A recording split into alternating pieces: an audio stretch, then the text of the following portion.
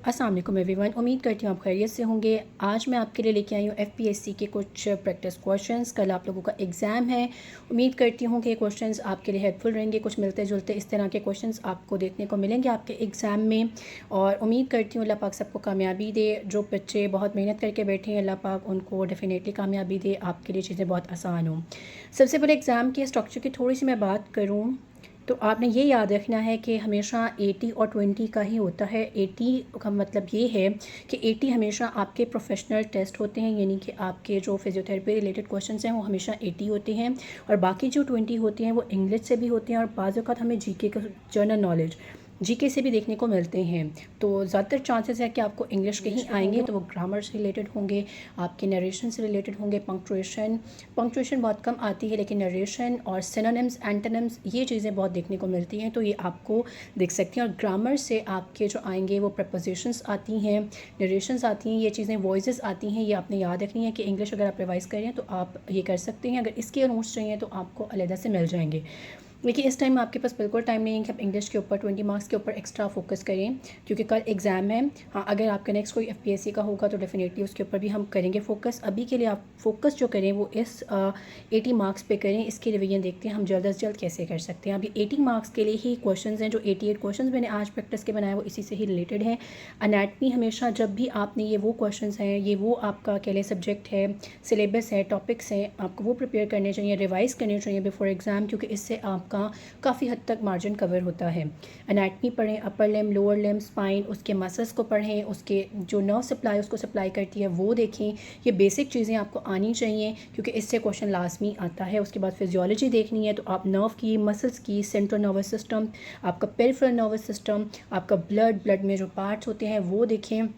इसके अलावा एंडोक्राइनोलॉजी को देखें। एंडोक्राइनोलॉजी से भी आते हैं रेस्पिरेटरी, यानी सबके जो बेसिक आपका डाइजेस्टिव सिस्टम है, रेस्पिरेटरी सिस्टम है, और आपका ये कार्डियोलॉजी का सिस्टम यानी सीवीएस कार्डियोवास्कुलर सिस्टम है, आपका यूरिनरी सिस्टम है, एक्सक्रीटरी सिस्टम है। इसके बेसिक से चीज़ें देखें कि इनमें बेसिक आपको टॉपिक ज़्यादा लग रहे होंगे, लेकिन जब आप प्रिपेयर करते हैं, जो बच्चे प्रिपेयर कर चुके होंगे उन्हें पता होगा कि ये टॉपिक बिल्कुल बेसिक से आते हैं, और हमें पता है कि हमने इनको देखना होता है फिजियोलॉजी में कि इससे क्वेश्चन आ सकते हैं। जैसे कि आपको मैं एक सिंपल से एग्जांपल देती हूँ कि कोई अगर आपको एंडोक्राइनोलॉजी से आ रहा है तो आपको ग्रोथ हार्मोन का पता हो कि अभी ग्रोथ हार्मोन क्या करता है, या अगर आपका इंसुलिन ये जो होता है डायबिटीज़ इंसिपिडस होता है वो किस हार्मोन की डेफिशिएंसी की वजह से होता है। इसी तरीके से एक्रोमेगैली हो रहा है, या कोई और इस तरीके से कुशिंग डिजीज़ हो रहा है, तो ये किस हार्मोन की वजह से हो रहा है। तो इस तरीके के क्वेश्चन आपको देखने को डेफिनेटली मिलते हैं।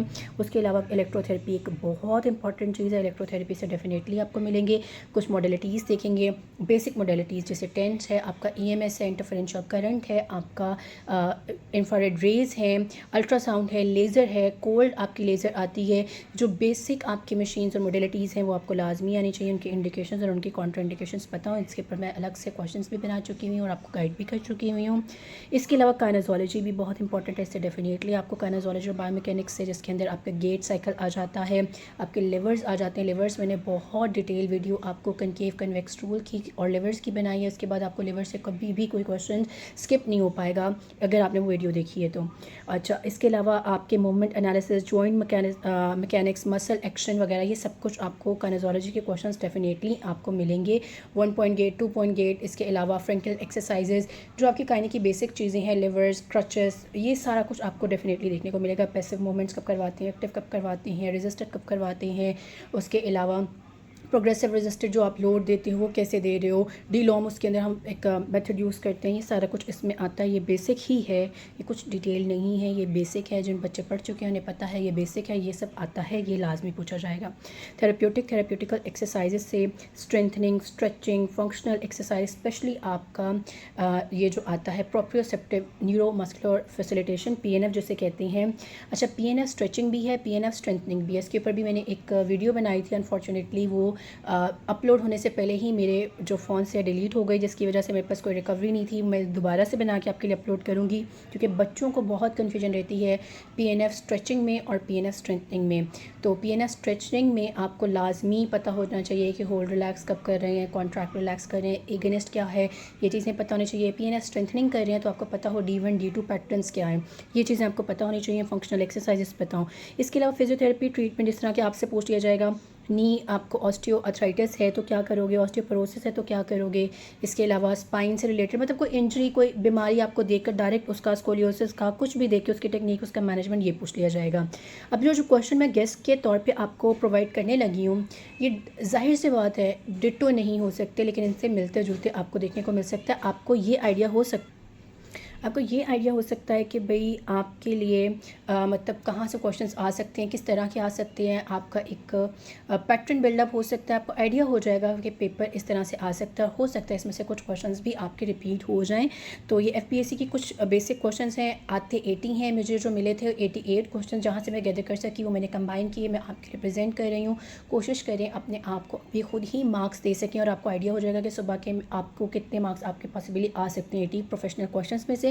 तो साथ के साथ आप ही आंसर्स भी मैं आपको प्रोवाइड करूँगी, एक्सप्लेनेशन नहीं है क्योंकि वीडियो फिर बहुत लेंथी हो जाती है। कोशिश करें आप ये वीडियो लाजमी देख कर जाएँ और अपने मार्क्स आपने ज़रूर देने हैं, चीटिंग नहीं करनी। क्वेश्चन इसमें 88 होंगे, 88 में से स्कोर निकालें, बेशक लास्ट 10 स्किप करें, 80 में से देखिए आपको कितनी आपकी तैयारी हो चुकी हुई है, आपको आइडिया हो जाएगा कल आप कितने प्रिपेयर्ड होंगे। ये क्वेश्चन स्किप मत करें क्योंकि चांसेस है कि इसमें से कुछ आपके लिए रिपीट भी हो जाए। तो क्वेश्चन नंबर 1 से स्टार्ट करेंगे।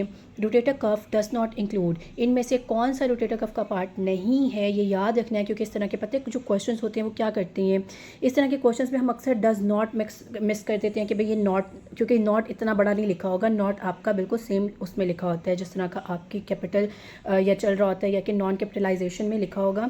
तो फिर क्या होता है हम अक्सर मिस कर देते हैं कि यार नॉट तो लिखा नहीं हुआ, हम रोटेटर कफ के मसल देख के टिक लगा देते हैं।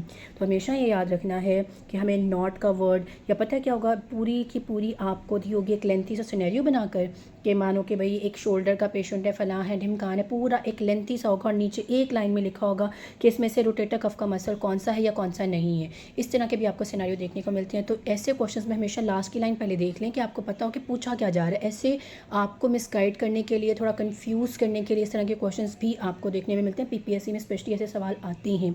तो एफपीएससी इतना ज़्यादा आपके लिए हार्ड नहीं रहेगा उम्मीद करते हैं, लेकिन ये थोड़ा सा आपके लिए टेक्निकल ज़रूर होगा कि वो इतने बच्चों वाले भी सवाल नहीं करेंगे, लेकिन जो करेंगे वो पैटर्न वाइज ही लेकर चलेंगे। तो इसमें से रोटेटर कफ का कौन सा मसल नहीं है? A supraspinatus, B infraspinatus, D C teres major, D subscapularis. अब काइंडली इसका आंसर गेस करें और अपने नंबर अपने साथ के साथ लिखने हैं। करेक्ट आंसर है इसका आपका सी, टीरिस मेजर जो होता है वो पार्ट नहीं है क्योंकि टीरिस माइनर पार्ट होता है, ये बात आपने याद रखनी है। Question number 2, long thoracic nerve injury causes. Long thoracic nerve की इंजरी होगी तो क्या होगा? A wrist drop, B claw hand, C wing scapula, D foot drop.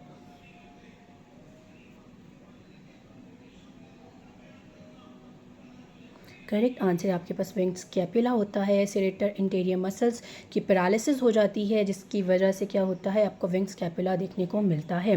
Question number 3, primary curves of vertebral column are. Primary यानी जो by birth develop होती हैं vertebral column की कर्व्स वो कौन कौन सी हैं? A cervical and lumbar, B thoracic and sacral, C lumbar and sacral, या D cervical and thoracic.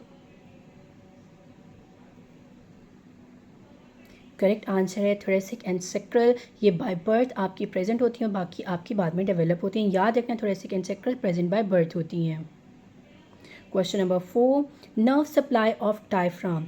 Diaphragm की नर्व सप्लाई कौन सी होती है?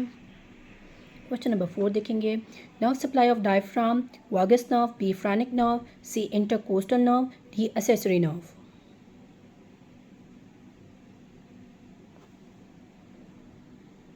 करेक्ट आंसर है आपके पास फ्रेनिक नर्व, C3 C5 है क्योंकि एक पेपर में पूछा हुआ था कि फ्रेनिक नर्व की रूट्स जो होती हैं रूट सप्लाई कौन सी है, तो ये भी याद रखें C3 C4 C5 है।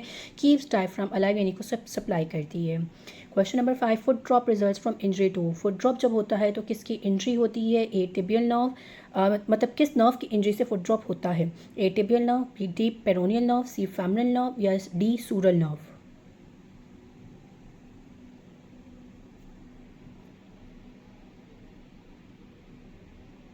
करेक्ट आंसर है आपके पास टी पेरोनियल नर्व की वजह से होता है क्योंकि अफेक्ट करेगा डोर्सी फ्लेक्सर्स को। क्वेश्चन नंबर 6, ऑक्स palsy is due to lesion of. ऑक्स पैलेसी जो होती है किसकी लियन की वजह से होती है? A C5 to C6 roots, B C7 root, C C8 to T1 roots, या D median nerve.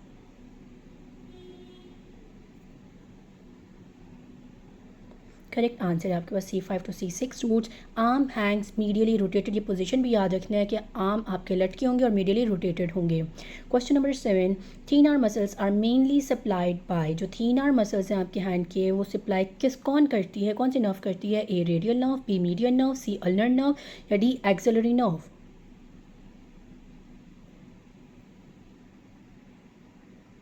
Correct answer है आपके पास median nerve, except adductor pollicis. ये भी याद रख लें कि एडक्टर पॉलिसिस को, क्योंकि वो भी थीन आर्म में जा रही होती है लेकिन उसको अल्नर सप्लाई करती है, इसके अलावा बाकी थीन आर्म मसल्स को मीडियन नर्व सप्लाई करती है। ये बात आपने याद रखनी है। Question number 8, sciatic nerve divides into, जो शियाटिक नर्व है वो डिवाइड होती है किस में? A tibial common peroneal, B tibial sural, C femoral और टिबियल, डी ऑब्चुरेटर और टिबियल?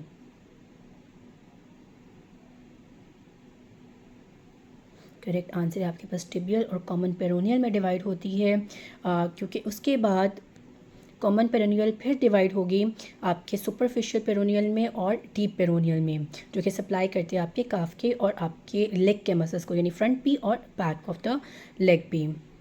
उसके बाद क्वेश्चन नंबर 9 है, cauda equina syndrome occurs due to compression at. Cauda equina syndrome जो होती है वो किसके कंप्रेशन की वजह से, मतलब किस लेवल पे कंप्रेशन होता है उसके बाद ही होती है? A cervical spine, B thoracic spine, C lumbar spine, D sacral canal? Correct answer है आपके पास लंबर स्पाइन, स्पेशली L4 से S2 रूट्स तक अगर ये डैमेज हो तो कॉडा इक्विना सिंड्रोम होने के चांसेस हैं। ये रूट भी याद रख लें, ये भी आपको एग्जाम में देखने को मिल सकती हैं। Question number 10, claw hand is due to, जो क्लॉ हैंड होता है वो किस वजह से होता है? A median nerve injury, B radial nerve injury, C ulnar nerve injury, D axillary nerve injury? Correct answer आपके पास अल्नर नर्व की इंजरी की वजह से क्लॉ हैंड देखने को मिलता है। आप इसके अलावा एप्स हैंड भी याद रखें, क्योंकि ये चीज़ें फुट आपका ये हैंड का रिस्ट ड्रॉप, ये आपका एप्स हैंड और आपका ये जो है क्लॉ हैंड, ये आपको तीनों आने चाहिए क्योंकि ये पूछा जाएगा। Question number 11, resting membrane potential of neuron is approximately, जो रेस्टिंग मेम्ब्रेन पोटेंशियल होता है न्यूरॉन का वो कितना होता है approximately? 30 millivolt, 50 millivolt, 70 millivolt, 90 millivolt? ये माइनस है साथ में।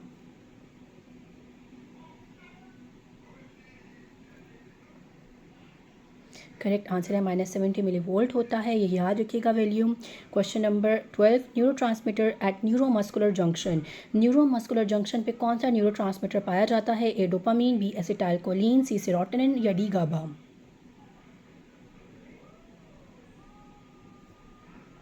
करेक्ट आंसर आपके पास एसिटाइलकोलिन पाया जाता है। Question number 13, clotting factor 8 deficiency causes, clotting factor 8 अगर उसकी डेफिशिएंसी हो जाए तो क्या होता है? A haemophilia A, B haemophilia B, C von Willebrand disease, D thalassaemia? Correct answer है आपके पास हीमोफीलिया ए होता है फैक्टर 8 की डेफिशिएंसी से। Question number 14, pacemaker of the heart, इनमें से कौन सा पेस मेकर होता है हार्ट का? A AV node, B SA node, C Purkinje fibres, D bundle of his?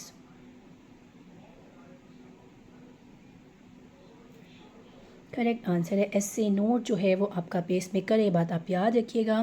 Question number 15, normal value of haemoglobin in adult mail, adult mail के अंदर HP कितना होता है, उसकी नॉर्मल वैल्यू क्या है? 7 to 9 ग्राम पर डेसीलीटर, 9 to 11 ग्राम पर डेसीलीटर, 13 to 17 ग्राम पर डेसीलीटर या फिर आपका डी ऑप्शन 18 to 20 ग्राम पर डेसीलीटर? करेक्ट आंसर है सी, आपका 13 to 17 ग्राम पर decilitre. Question number 16, nerve conduction is fastest in A, small unmyelinated fibers, B, large myelinated fibers, C, small myelinated fibers या D, large unmyelinated fibers?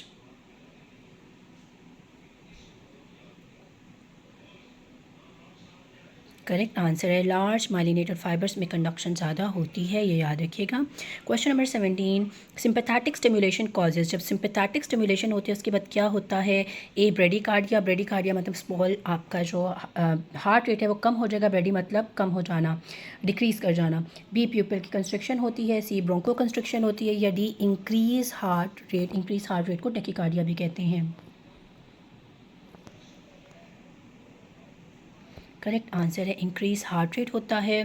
Question number 8, main neurotransmitter of sympathetic system, sympathetic system का main neurotransmitter कौन सा है? A dopamine, B acetylcholine, C nor adrenaline या D serotonin.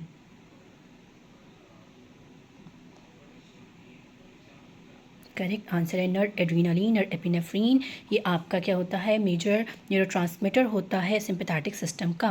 Question number 19, blood clotting vitamin, इसमें से कौन सा ब्लड क्लॉटिंग विटामिन है? A vitamin A, B vitamin C vitamin K, D vitamin D. Correct answer है विटामिन के, वो आपका clotting factor होता है आपके ब्लड का। Question number 20, muscle spindle detects, muscle spindle क्या डिटेक्ट करती हैं? A tension, B temperature, C length change, D pain.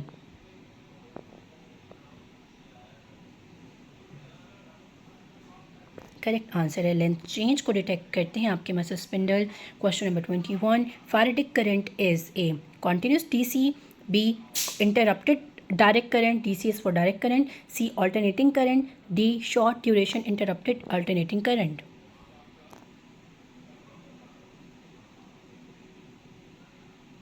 Correct answer है short duration interrupted alternating current.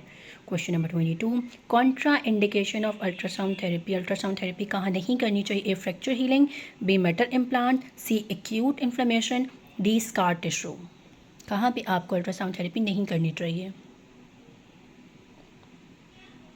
Correct answer है एक्यूट इन्फ्लेमेशन में हम अल्ट्रासाउंड नहीं करते हैं, तो ये बात आपने याद रखनी है। Question number 23, TENS is mainly used for, TENS किस लिए इस्तेमाल किया जाता है? मेनली यानी कि इसका प्राइम रोल क्या है? A muscle strengthening, B pain relief, C bone healing, D wound healing.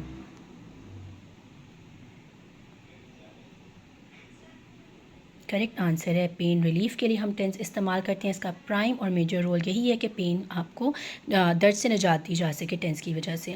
Question number 24, infrared radiation penetrates up to, infrared की रेडिएशन जो होती हैं वो कितने अप मतलब कितना पेनिट्रेट कर सकती हैं आपकी बॉडी में? A 1 millimetre, B 2 to 3 millimetre, C 1 centimetre, D 5 centimetre.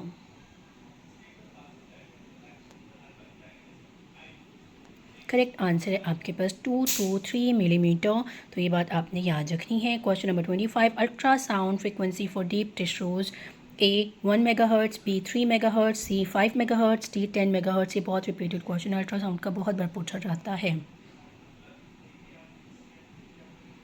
Correct answer है 1 megahertz. Question number 26, galvanic current is also known as, galvanic current का दूसरा नाम क्या है या उसके अंदर कौन सा और करंट पाया जाता है? A alternating current, B direct current, C interferential current, D faradic current. Correct answer है direct current. Question number 27, short wave diathermic uses frequency of, A 27.12 megahertz, B 50 hertz, C 1 kilo hertz, D 100 megahertz.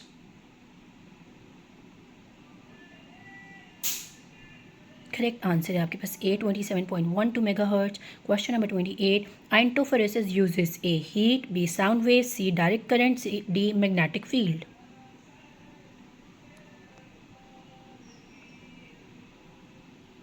Correct answer है direct current.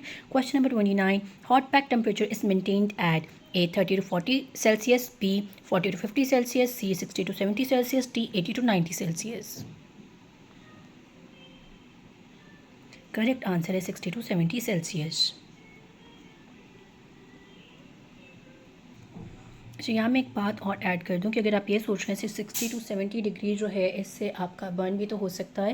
दरअसल हम जो hydro collateral में रखते हैं hot pack, उसमें हम 60 to 70 डिग्री के अराउंड ही टेम्परेचर मेंटेन करते हैं, लेकिन जब हम बॉडी पे अप्लाई करते हैं तो हम लेयर्स ऑफ टॉवल यूज़ करते हैं, तो ये रीच कर जाता है नियर अबाउट 30 to 40 या 45 सेल्सियस तक। तो यानी कि जो बेयरेबल होता है ह्यूमन स्किन के लिए, तो ये कभी बर्न नहीं करता, लेकिन जो हम हाइड्रो कोलेट्रल में रखते हैं वो 60 to 70 डिग्री सेल्सियस के अराउंड ही रखते हैं। Question number 30, main use of इंटरफेरेंशियल therapy is, A fracture healing, B muscle weakness, C pain and edema, D scar remodeling।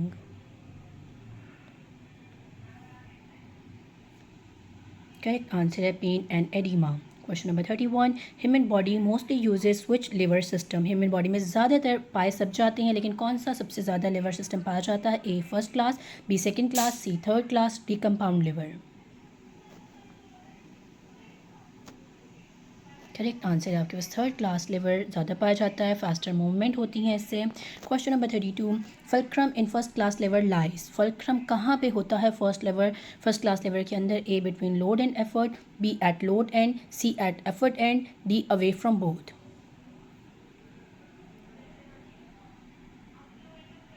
A answer is correct, between load and effort. Question number 33, example of second class lever. इसमें से कौन सी example है आपके second class lever की? A elbow flexion, B plantar flexion, C knee extension, D neck flexion.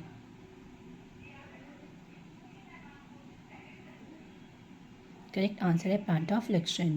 Question number 34, centre of gravity in adult is at. Centre of gravity adults में कहाँ पे होती है? बच्चों में चेंज होता है, एडल्ट्स में कहाँ होती है? यहाँ पूछा गया ए S1, बी S2, सी L5, D T12। Correct answer है S2, सेक्रम 2 लिप के ऊपर आपका सेंटर ऑफ ग्रेविटी पाया जाता है एडल्ट्स में। Question number 75, close chain exercise example में से कौन सी एग्जाम्पल है क्लोज चेन एक्सरसाइज की? A straight leg raise, B bench press, C squat, D bicep curls.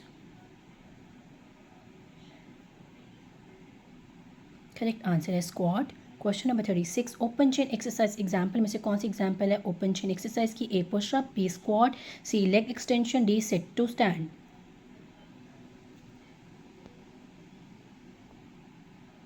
Correct answer है आपकी leg extension. Question number 37, stretch reflex is mediated by. Stretch reflex कौन mediate करता है? Golgi tendon organ, muscle spindle, pacinian corpuscle, या D free nerve ending.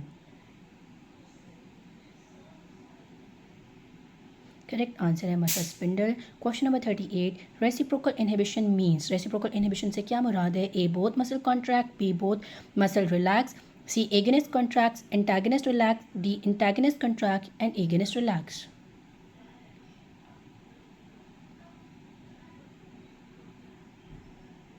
Correct answer है agonist contract and antagonist relaxes. Question number 39, optimal angle for quadricep strength in isometric exercise. Isometric exercise में आपका क्या angle होता है quadricep का? ए 0 degree, B 30, सी 60 और D 90 degree.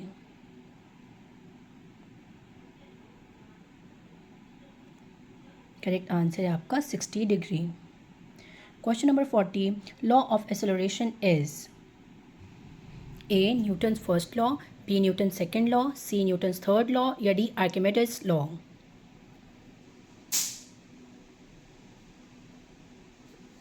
Correct answer आपका Newton का second law. Question number 41, active assisted exercise mean. Active assisted exercise से क्या मुराद है? A therapist moves on fully, B patient moves fully, C both patient and therapist assist, D equipment only moves limb. कि equipment जो होता है वो आपके पूरे लिम्ब को मूव करता है।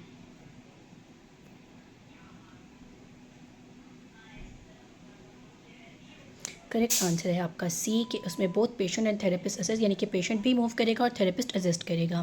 Question number 42, best exercise for early post stroke patient. Early post stroke patient के लिए बेस्ट एक्सरसाइज कौन सी रहेगी? A resisted exercise, B passive exercise, C isokinetic exercise, या डी प्लायोमेट्रिक्स।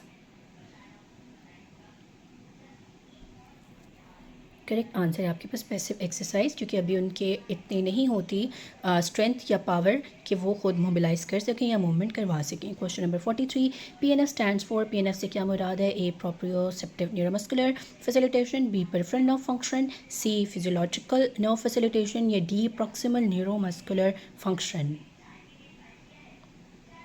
ये काफ़ी ईजी था।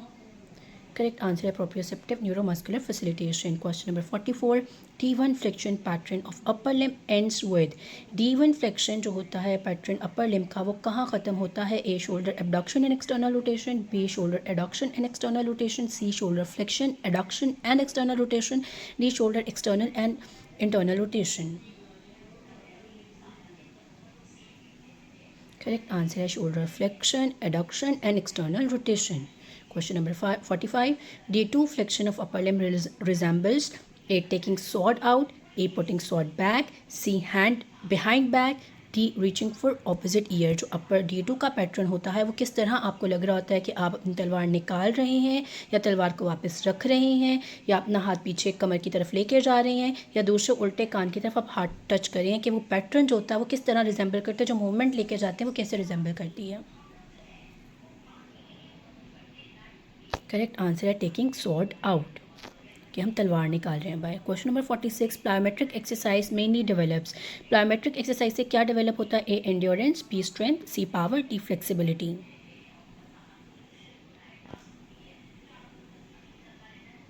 करेक्ट आंसर है पावर डेवलप होती है प्लायोमेट्रिक से।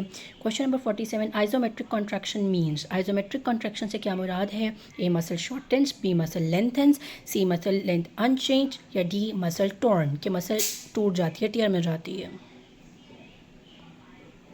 करेक्ट आंसर है muscle length unchange, muscle length same रहती है।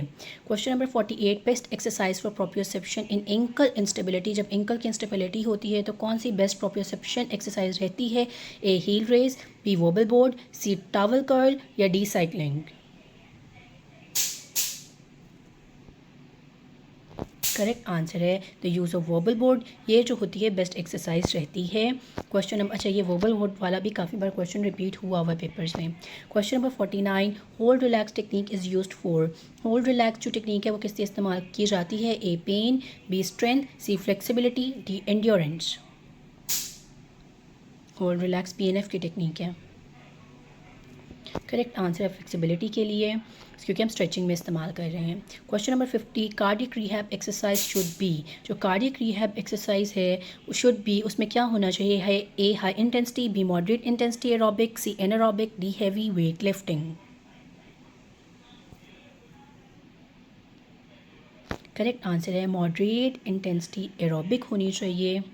Question number 51, RICE principle stand for. ये भी रिपीटेड है कि राइस प्रिंसिपल स्टैंड किसके लिए करता है? A rest ice compression elevation, B relax ice cold exercise, C rest immobilise cold exercise, D rest ice cast elevation. अच्छा मैं आपको सिंपल सी बात बताऊँ, कभी कभार हम ऐसे ही क्वेश्चन में बड़ा फंस जाते हैं, क्योंकि हमें दो मिलते जुलते लग रहे होते हैं और हमें ये ऐसे ही क्वेश्चन हम गलत करके आ जाते हैं, और होते बहुत सिंपल हैं, लेकिन हमने किया होता है बड़े मतलब इसे इग्नोर इस तरह के क्वेश्चंस को किया होता है कि यार ये तो कर ही लेंगे, तो अक्सर हम इसमें गलती कर जाते हैं। तो ऐसे सवालों को बड़ा ध्यान से लगाया करें आंसर।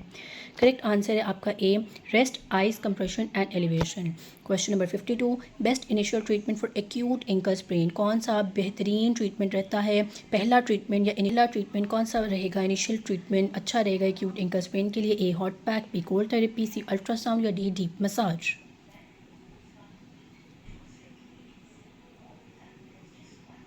करेक्ट आंसर आपके पास कोल्ड थेरेपी या क्रायोथेरेपी, वो बेहतरीन ऑप्शन होते हैं इनिशियली।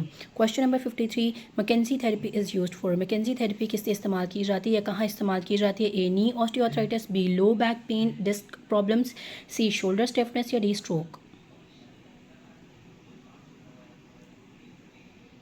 करेक्ट आंसर है लो बैक पेन में। Question number 54, Frenkel's exercises are for. Frenkel's exercises कहाँ इस्तेमाल की जाती हैं? ए हेमीप्लेजिया में, बी एटेक्सिया में, सी पार्किंसंस डिजीज़ में, या डी CP में सेरेब्रल पाल्सी में।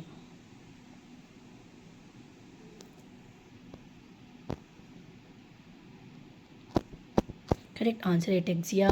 Question number 55, Bobath technique is mainly used in. बोबार्ड technique हम कहाँ इस्तेमाल करते हैं? A cardiac rehab, B stroke rehab, D orthopaedic rehab, या डी पल्मनरी रिहैब। अच्छा कभी कभार क्वेश्चन जिस तरह मैंने आपको सिंगल लाइन दी है, हो सकता है इसके पीछे पूरा सिनेरियो दिया और पूछा यही कुछ जाएगा। सिनेरियो बेस्ड भी इसको क्वेश्चन हो सकते हैं, लेकिन पूछा इसी तरीके से जाएगा, तो आपने परेशान नहीं होना सिनेरियो देख के, बीच में कहीं ना कहीं यही चीज़ें पूछी जा रही होंगी। करेक्ट आंसर है स्ट्रोक रिहैब में हम बोबार्ड टेक्निक इस्तेमाल करते हैं। Question number 56, constraint induce therapy is useful in. Constraint induce therapy किसके लिए यूजफुल रहती है? A spinal cord injury, B Parkinson's, C stroke hemiplegia, या D cerebral palsy only. Correct answer आपके पास stroke. Question number 57, Gower sign is seen in. Gower sign आपको किस में देखने को मिलता है? ए स्ट्रोक, बी मस्कुलर डिस्ट्रॉफी, सी पार्किंसनिज्म, या D polio. Correct answer muscular dystrophy, आप ऑलरेडी देख चुके हुए थे, गोवर साइन में पहले एक्सप्लेन कर चुके हैं अपनी वीडियोज़ में। Question number 58, Hoover's test is use to differentiate. Hoover's test किसको डिफ्रेंशिएट करता है? A true versus malingering weakness, B spastic versus flaccid paralysis, C upper motor neuron lesion versus lower motor neuron lesion, या D stroke versus Bell's palsy. Correct answer है true versus malingering weakness को ये detect करके देता है Hoover sign. उसके बाद है question number 59, chest physiotherapy includes all except, इस सब पार्ट हैं आपके चेस्ट फिजियोथेरेपी का सिवाय एक के, A percussion, B vibration, C postural drainage या D electrotherapy. Correct answer D है electrotherapy. Question number 60, best breathing exercise for COPD, chronic obstructive pulmonary disease के लिए बेस्ट ब्रीदिंग एक्सरसाइज कौन सी है? A diaphragmatic breathing, B thoracic breathing, C shallow breathing या D apical breathing. Correct answer diaphragmatic breathing है। Question number 61, अच्छा 60 एक और रिपीट हो गया है। Which track carries pain and temperature sensation, कौन सी ट्रैक कैरी करती है पेन और टेम्परेचर सेंसेशन को? A corticospinal tract, B spinothalamic tract, C dorsal column, T vestibulospinal tract. आपका न्यूरो एनाटमी से क्वेश्चन है। करेक्ट आंसर है spinothalamic tract, it carries pain and temperature. Question number 61, cerebrospinal fluid is mainly produced by, cerebrospinal fluid कहाँ produce होता है? A choroid plexus, B pia mater, C arachnoid villi या D dura mater. Correct answer choroid plexus है जो कि ventricles में पाया जाता है, वो प्रोड्यूस करती हैं आपकी CSF। Question number 62, the pacemaker of heart is, ये हम रिपीट कर चुके हैं, ऐसे नोट है। अच्छा आपका एक क्वेश्चन उस तरीके से 60 हमारा रिपीट हुआ तो माइनस हो जाएगा। Question number 63, bone forming cells are, इनमें से कौन से बोन फॉर्मिंग सेल्स हैं? A osteoblast, B osteocyte, C osteoclast, D chondrocyte.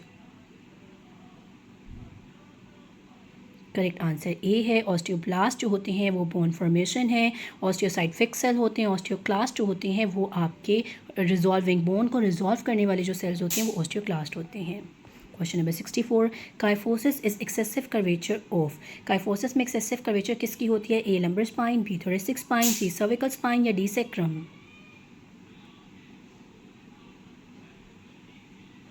Correct answer है आपके पास thoracic spine, exaggerated dorsal curve. Question number 65, tunnel sign is used for, tunnel sign किस में इस्तेमाल होता है? A carpal tunnel syndrome, B frozen shoulder, C tennis elbow, D sciatica. ये detect करके देता है आपको पर्टिकुलर डिसऑर्डर या डिजीज़ को। टनल साइन आपका CTS कार्पल टनल सिंड्रोम के लिए इस्तेमाल किया जाता है। Tingling on tapping median nerve से आपको, यानी कि आप टैप करते हो मीडियन नर्व पे, वहाँ टिंगलिंग सेंसेशन अराइज करती है जो पॉजिटिव होता है आपका tunnel sign. Question number 66, which vitamin is essential for calcium absorption, कौन सा वाइटामिन चाहिए होता है कैल्शियम के एब्जॉर्प्शन के लिए? A vitamin A, B vitamin B12, C vitamin C या D vitamin D.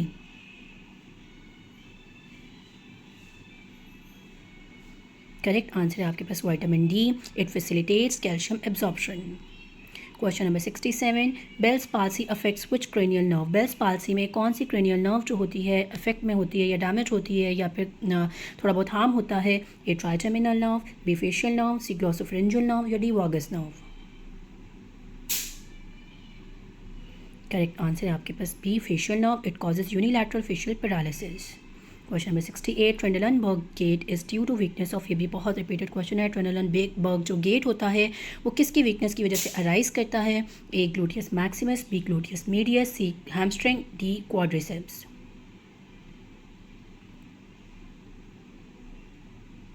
Correct answer है आपके पास ग्लूटियस मीडियस, क्योंकि ये हिप एबडक्टर होता है, इसकी वीकनेस की वजह से ट्रेंडलनबर्ग गेट अराइज करता है।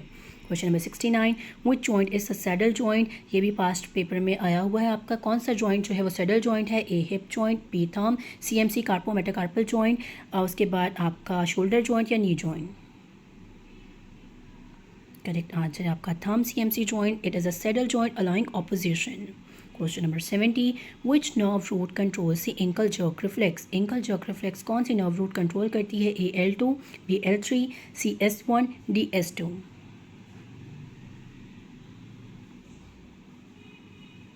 करेक्ट आंसर है आपके पास S1, responsible for ankle jerk reflex. Question number 71, coxa vara means, coxa vara से क्या मुराद है, क्या मतलब है? Increased femoral neck shaft angle, B decrease femoral neck shaft angle, C femoral normal femoral angle, D dislocated hip. Correct answer है आपके पास decrease femoral neck shaft angle less than 120 degree. Question number 72, most common site of fracture in osteoporosis, osteoporosis में सबसे common site कौन सी होती है fracture की? A hip, B vertebra, C distal radius, D clavicle.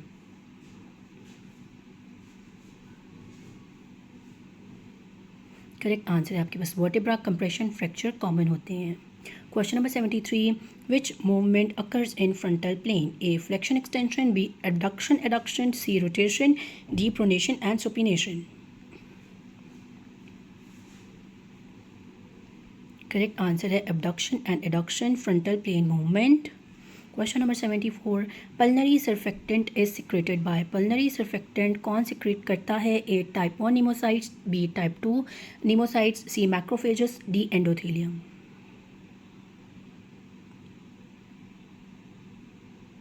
Correct answer है आपके पास type 2 नीमोसाइट।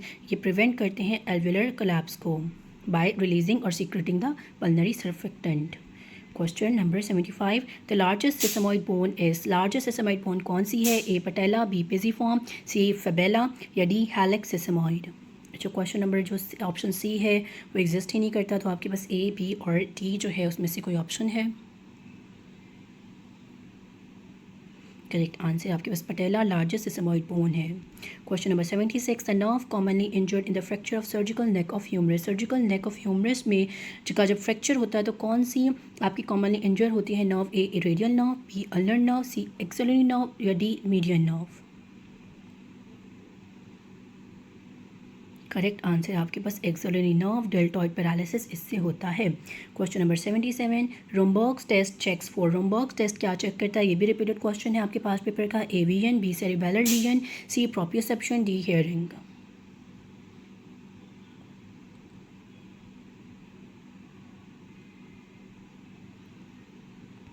Correct answer है proprioception, swing with eyes closed, कि आपने क्या करना होता है आइज क्लोज करके ये टेस्ट को परफॉर्म करवाना होता है। Question number 78, which muscle is tested for accessory nerve function?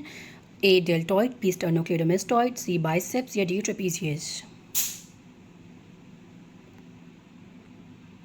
Correct answer है ट्रेपीजियस। ये असेसरी नर्व सप्लाई, क्योंकि असेसरी नर्व जो होती है इसी को सप्लाई करती है, तो हम यही टेस्ट करते हैं। Question number 79, the hormone responsible for milk ejection में से कौन सा हार्मोन होता है जो रिस्पॉन्सिबल होता है for milk ejection after your delivery? A prolactin, B oxytocin, C estrogen या D progesterone.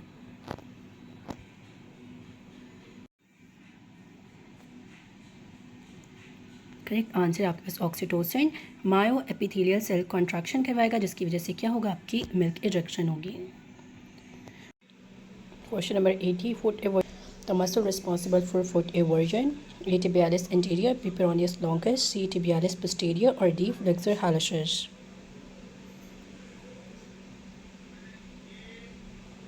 Correct answer is peroneus longus and brevis. They are responsible for foot erosion. Question number 8. Brodmann area 4 corresponds to A. sensory cortex, B. motor cortex, C. visual cortex या D. auditory cortex. Correct answer is motor cortex. Precentral gyrus से relate करता है Brodmann area 4. Question number 82. Which joint allows pronation and supination? A. elbow joint, B. radio-ulnar joint, C. shoulder joint या D. wrist joint.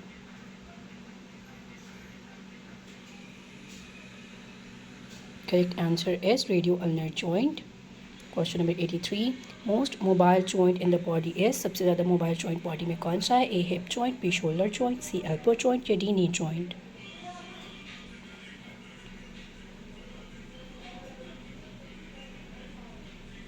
Correct answer is shoulder joint. Ball and socket joint, maximum mobility इसकी होती है। Question number 84, cerebellum controls A balance and coordination, B smell, C memory और D speech. ये भी काफ़ी repeated question है। Correct है आपका balance and coordination, fine motor control करता है। Question number 85, Spurling test is used for? A lumbar disc lesion, B cervical radiculopathy, C thoracic outlet syndrome और डी शोल्डर डिसलोकेशन। आंसर आपका correct दिया हुआ है cervical radiculopathy, pain reproduced on compression. Question number 86, biceps reflex is supplied by? Bicep reflex जो होता है उसको कौन सी जो नर्व रूट है सप्लाई करती है? A C5 to C6, B C7, C C8, D T1।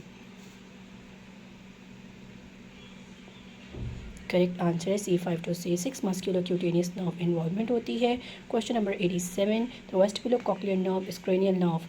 कौन सी आपकी वेस्टिबुलोकॉक्लियर नर्व जो है कौन सा नंबर आता है? A5, B7, C8 और D9। करेक्ट आंसर है आपके पास 8 जो होती है वो वेस्टिबुलोकॉक्लियर नर्व होती है, responsible for hearing and balance. Question number 88, plantar reflex showing Babinski sign indicates what? A normal adult response, B upper motor neuron lesion, C lower motor neuron lesion या D peripheral nerve injury।